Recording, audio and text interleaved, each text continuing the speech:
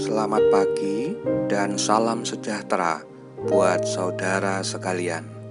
Semoga kita semua diberi kekuatan dan kesehatan dari Roh Kudus. Dalam surat 2 Korintus pasal 10 ayat 12, Rasul Paulus mengatakan, "Memang kami tidak berani menggolongkan diri kepada atau membandingkan diri dengan orang-orang tertentu yang memujikan diri sendiri. Mereka mengukur dirinya dengan ukuran mereka sendiri dan membandingkan dirinya dengan diri mereka sendiri. Alangkah bodohnya mereka."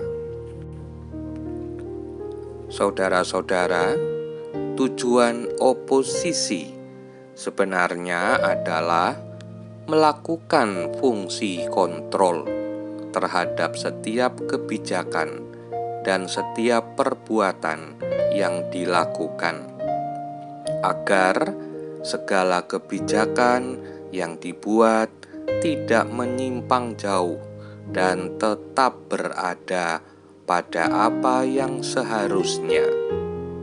Akan tetapi, kenyataannya hal ini tidak dipahami secara benar, sehingga yang terjadi adalah bukannya fungsi kontrol, tetapi upaya untuk menjatuhkan.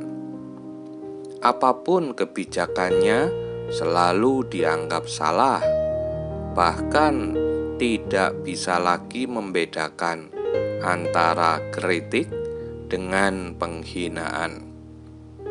Yang lebih parahnya adalah bahwa kehidupan semacam itu dibawa sampai ke dalam persekutuan, baik dalam kehidupan bergereja maupun dalam kehidupan bermasyarakat, sehingga selalu ada kecenderungan untuk menilai diri sendiri lebih benar dan lebih baik ketimbang orang lain.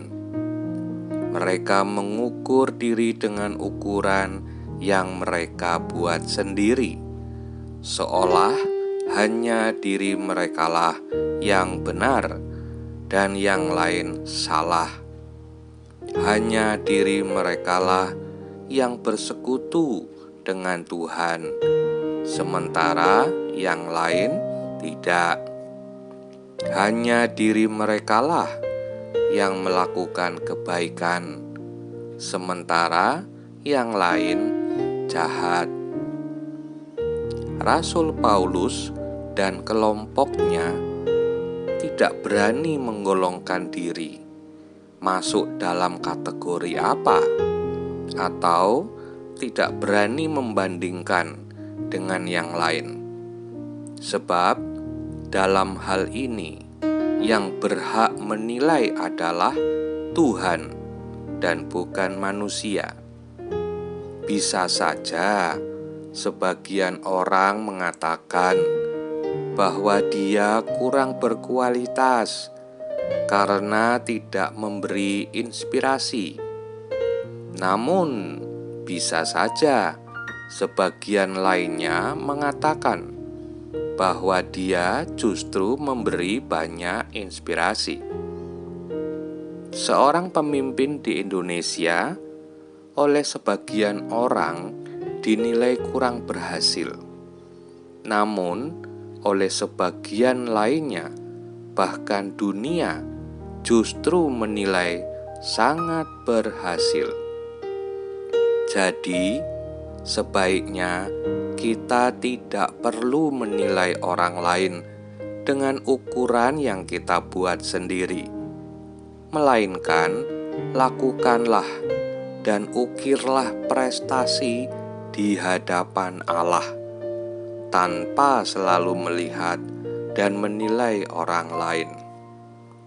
Jika ada orang yang baik dan yang berprestasi, katakanlah, "Pujilah Tuhan."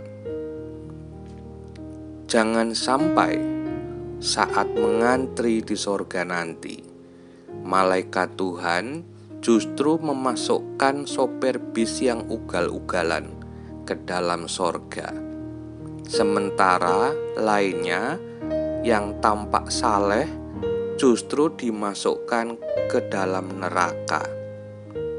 Sebab sopir yang ugal-ugalan itu ternyata bisa membuat orang satu bis bertobat dan berdoa, sementara mereka yang tampak saleh, tampak baik, ternyata suka menghakimi sesamanya dan bukan mengampuni. Bukankah Tuhan juga mengatakan, "Jika tangan kananmu melakukan kebaikan, janganlah diketahui tangan kirimu." Jadi, biarlah Tuhan yang melihat dan menilai. Amin.